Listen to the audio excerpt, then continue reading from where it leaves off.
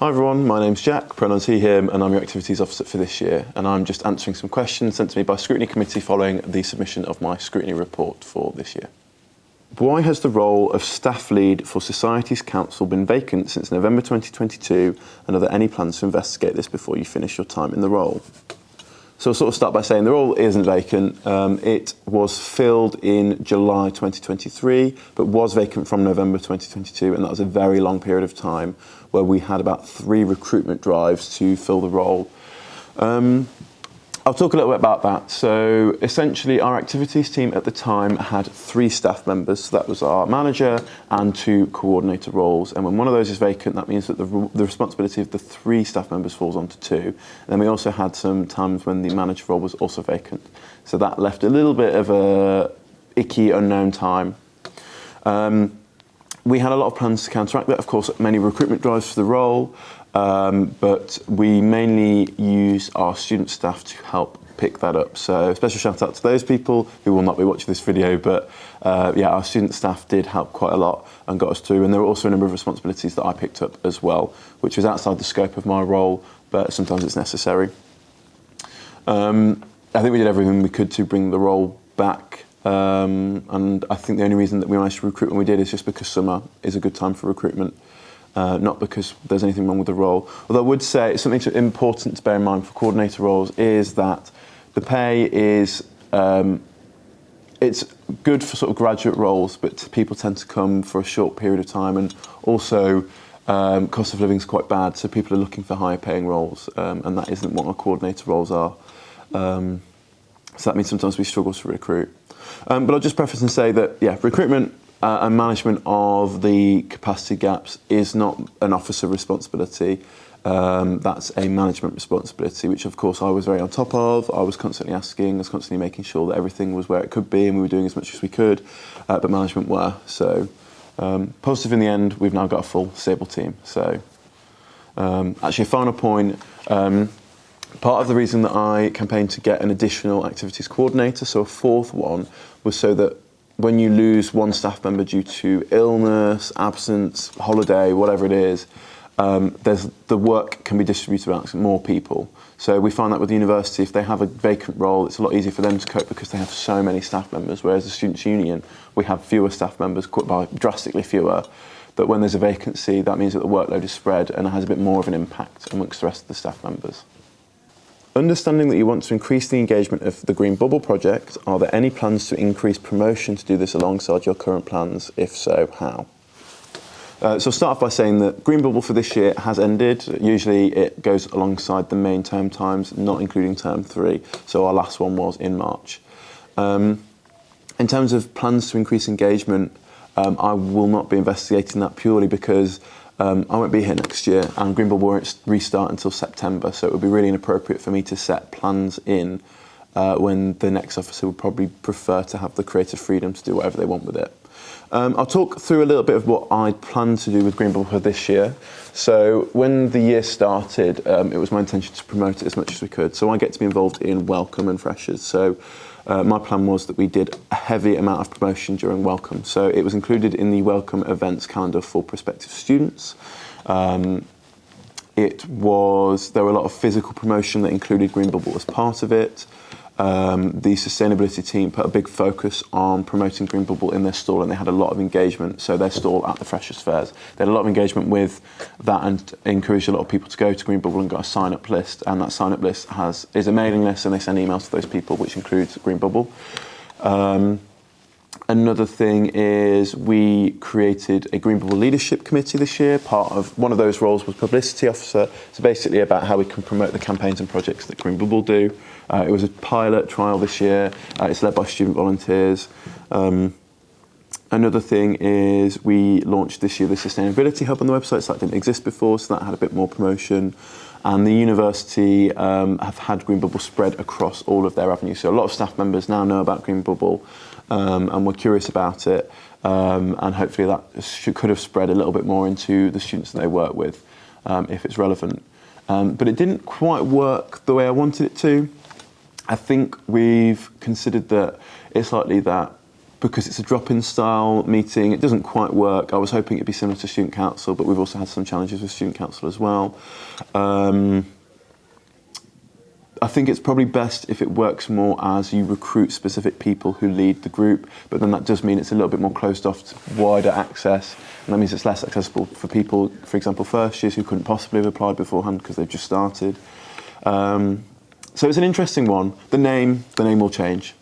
There used to be something called the Sustainability Volunteering and RAG Network. That was there before I started. It wasn't a thing when I was here. But what's likely to happen is we'll probably merge this network idea and this sort of sustainability council green bubble amalgamation and sort of put them together. But that's something for community and wellbeing officer to think about, and I'll certainly be helping them in the handover process. So yeah. Just on that, I think I'm quite proud of how far we've managed to come with Green Bubble, even though it didn't quite get the engagement we wanted, because we've gone from the pandemic where there was nothing, and there was nothing to build upon. And Green Bubble was created, and it sort of it went so far, and then I think we've been able to bring it quite far over the past 2 years, and I'm really, really happy with how it's come, because it's managed to create quite a friendly and welcoming community. I'm really interested to see what the students do, and to me it feels sort of a paragon of how we can engage students in quality ways with work that the university is doing. And there is so much more to do, and it's about continuing the momentum, but I'm quite happy with how things have gone so far. We're building up, and it'll keep going. What metric do you have to show that the Volunteering Hub relaunch has been a success, such as an increase in student volunteers or so on? So something important to bear in mind about the Volunteering Hub is that I didn't specifically relaunch it myself. We built up sort of a momentum towards increasing our volunteering post-COVID, because there wasn't really much staff resource in the activities team to build up on it. So that's actually the handiwork of Chris, who is now our deputy manager in activities, who actually relaunched the Volunteering Hub.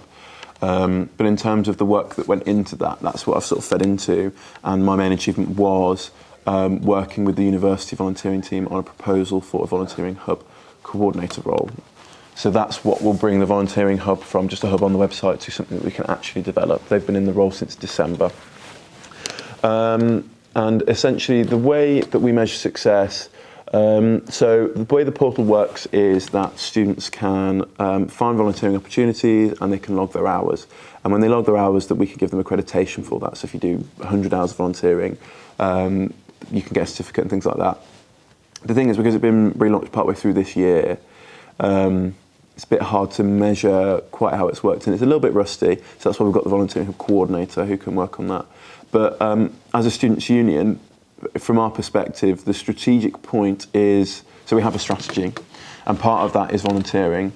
And our volunteering strategy relates to the opportunities we provide for students, not necessarily the number of students who engage with volunteering, which of course is still important, but as a strategic point, the number of opportunities we provide is a really significant number, and that's something that's been, that through the relaunch of this hub, the number of providers has gone from 0 to however many is on the hub right now. You're welcome to have a look. So I think we've come quite far in that sense, and I think we'll be able to have a proper measure of the success of the Volunteering Hub in sort of September, October time, in the new intake of students, and sort of seeing, is this what students want? Does it work? And is it something that people want to engage with? Because of course there's a million factors. Cost of living is an issue. Students are now going to do more part-time work, and they're going to have less time for things like volunteering.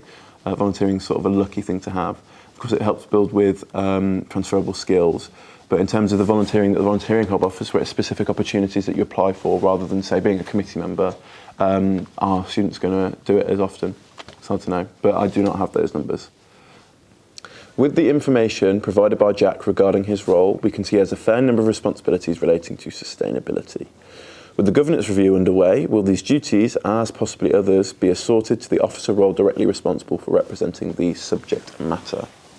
So the governance review is something that we've been undertaking. We'll get the result of that at the end of May. So that's for our trustee board to sort of look at and decide.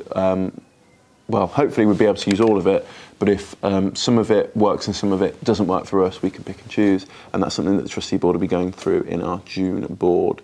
So the governance review will be looking at a lot of things like how the officer structure works. So we've recently had a little bit of a rejig of some of the roles for next year. So we had 5 roles this year, and we're continuing 5 roles, and we're continuing not to re-elect the wellbeing officer because we changed them slightly.